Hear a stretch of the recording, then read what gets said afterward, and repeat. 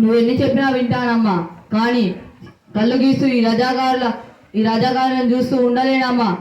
నేను కూడా రాజుని రాజ్యాన్ని స్థాపిస్తానమ్మా. ఓ ఈ మొగలాయి రజాకారులు మన దగ్గర కళ్ళు తాగి పైసలు ఇవ్వకపోగా మనల్ని ఎంతో అవమానకరంగా మాట్లాడడం నీకు తెలవంది కాదమ్మా.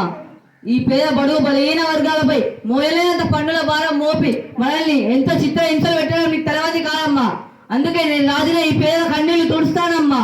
ఈ పేద బడుగు బలహీన వర్గాల వారు చేతకాని వారని చెమట వచ్చే వాళ్ళని అనుకుంటున్నారేమో, కానీ చెమట చెందించే చేతులకి ఆయుధాన్ని అందించి వారికి శిక్షణ ఇచ్చి వారిని సైన్యంగా మార్చి ఆ మొగలాయిలకు వ్యతిరేకంగా నిలుస్తానమ్మా. ఓ మన దగ్గర డబ్బులు లేవనుకుంటున్నావా?